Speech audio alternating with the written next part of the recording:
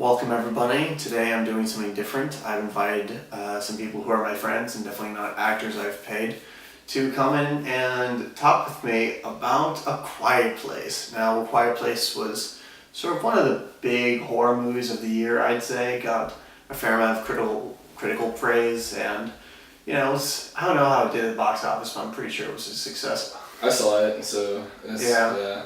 A Quiet Place is a movie we all have differing opinions on. Now, Noah, what did you think of A Quiet Place? I think it's lame and not very good, personally. Mitchell, what did you think of A Quiet Place? I kind of think it's like the Hurley of movies. I put it right in the middle of the pack.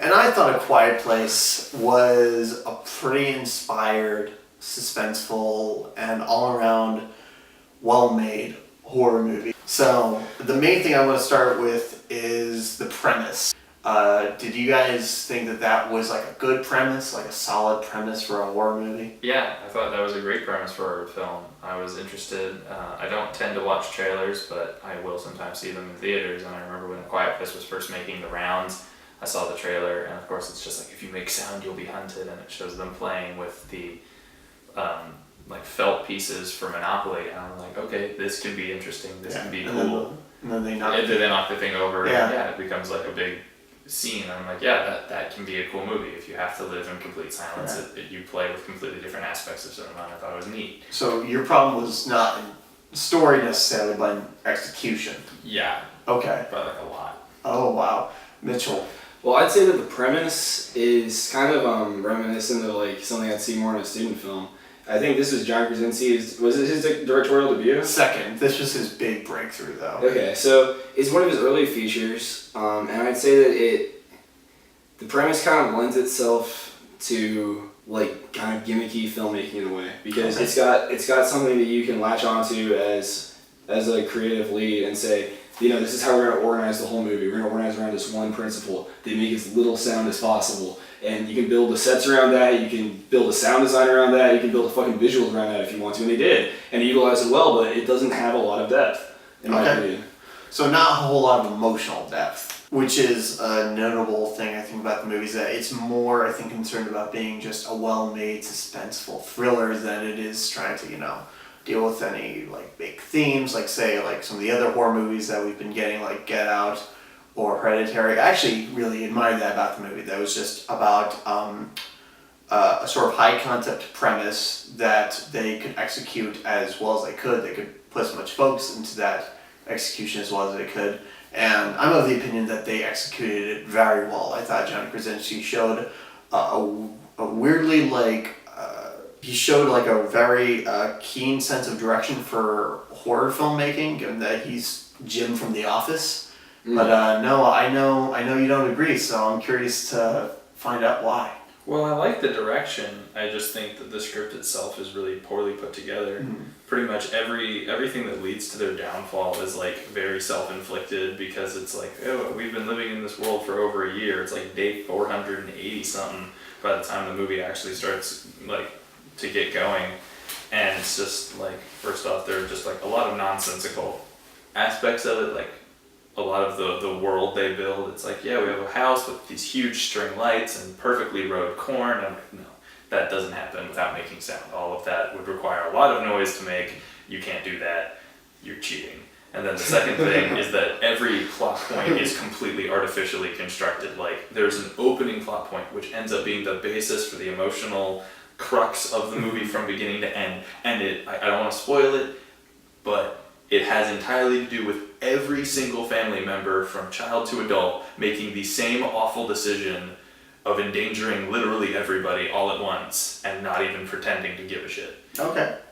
I can agree with a lot of what you're saying. There are a lot of logical gaps. I mean, when you deal with this kind of premise, that's like an inevitability, but this movie really pushed that suspension of disbelief.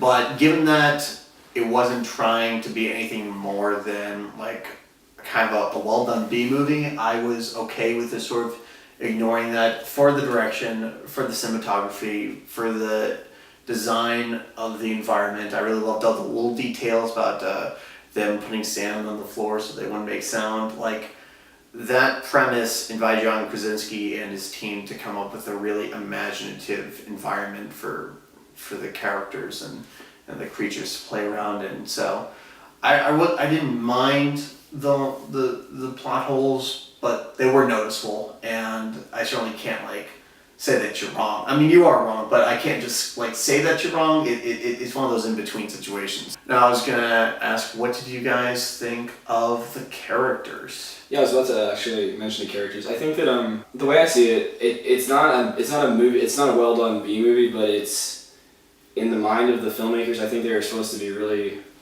kind of deep characters that you really care about, and I can tell in the way that well, I just like it's just looking at Emily Blunt and John Krasinski's performance. It seems they put a lot of like emotion and tried to make a lot of depth into their characters, but like Noah said, the premise often becomes ludicrous when you see the way that they're portrayed.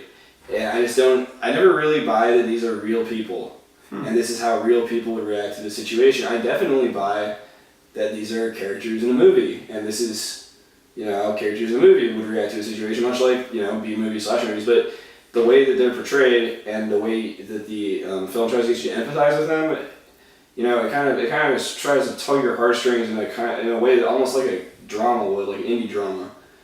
And I don't really think that tone and that portrayal works when they're running away from giant bug monsters that they can only hear sound and can't see, and like it just becomes a little bit silly at the end when John Krasinski is like decking these things and he's supposed to be like a sympathetic character that shows a lot of weakness. He showed a lot of weakness. Like his character, spoiler alert, shows a lot of weakness. Did you think that the direction of the characterization was inherently wrong for this type of material, or they just didn't execute it right? I don't know. I think Emily Blunt, honestly, I like the strongest character and strongest performance in the movie. Definitely, yeah. Because she really does seem like mother character. Like I think she just captures that real well. But John Krasinski's like portrayal of like the absent-minded professor father who's like also a Navy SEAL by night didn't really like resonate with me that much. So did you guys were there any standout sequences for you, especially as somebody who didn't appreciate the film? Were there any aspects or scenes that did resonate with you, that did sort of float your boat, I guess? I would say resonate in like a really positive way.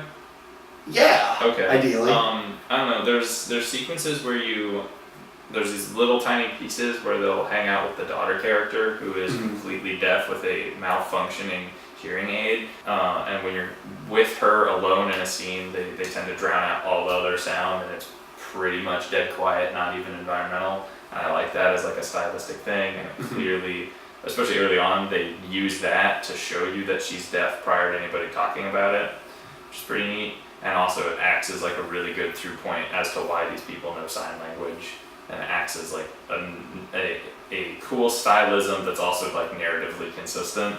So I liked that. But also I hate the daughter character like a lot.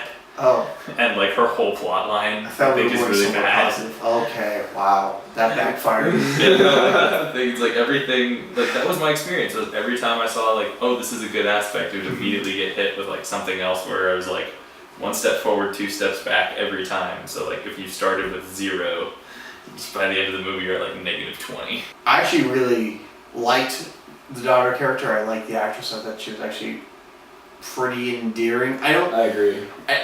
I like the actress more than I like the character. I thought that role was casted very well.